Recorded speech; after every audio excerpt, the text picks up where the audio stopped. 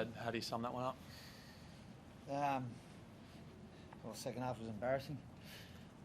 We just fell in a hole for a period of 10 or 15 minutes, lacked resilience in that period, and just keep digging the hole deeper at times, and then we fight out of it for a bit, but the damage was done.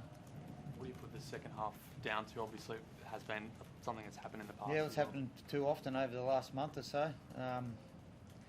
Obviously, when we get under a little bit of fatigue, we're lacking that resilience to defend a set. Things seem to go against us. We're dropping our head, but we're putting ourselves at a level of fatigue from a lot of the stuff that we're doing in the first half. The start of the game, we only had 30% possession in the first 15, 16 minutes.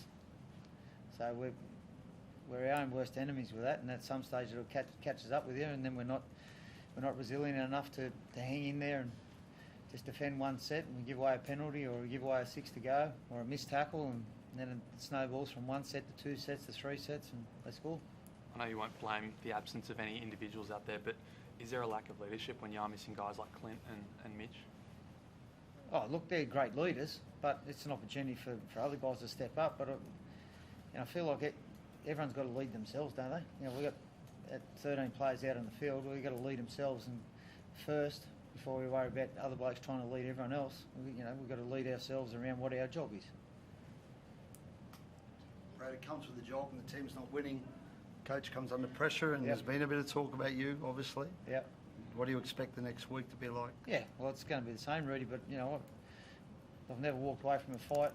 We're going to keep fighting hard. I still believe in this team, but they've got to start to believe in themselves, especially when they're under a bit of pressure.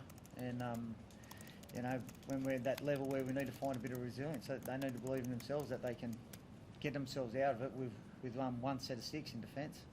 Do you still believe you're the right man, Brad, for this job, and you can turn it around? Yeah, I do.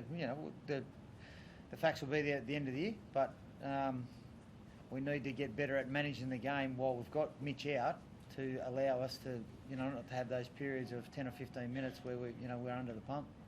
This club's been very upfront. I mean, they won't. If they're going to make a decision on you, they're going to come through the front door and let you know about it. Do you still feel like you've got the support of the hierarchy? Yeah, definitely. Yeah. We're 5 minutes after the game, but there hasn't been any indication from the club towards me that all they want to do is get around us and support myself and the coaches and the rest of the staff and the team. But at the end of the day, what matters is what we're doing on that field for 80 minutes, and it's not good enough at the minute. Can you understand the focus on you, Brad? Do you think it's unfair, or can you understand it? I mean, you've had a great record for 11 years at this club, gone to a grand final a couple of years ago, and you're going through a patch at the moment where you've got some injuries, but you're not winning footy games. Do you think it's unfair? Well, nothing's fair in our game, Rudy. We can't be sooks about it. Well, look, we just got to get on with it, and we can only go on the facts, and the facts are that we're not playing well enough, and I'm the head coach of the team, and we've got to do something about it. Okay.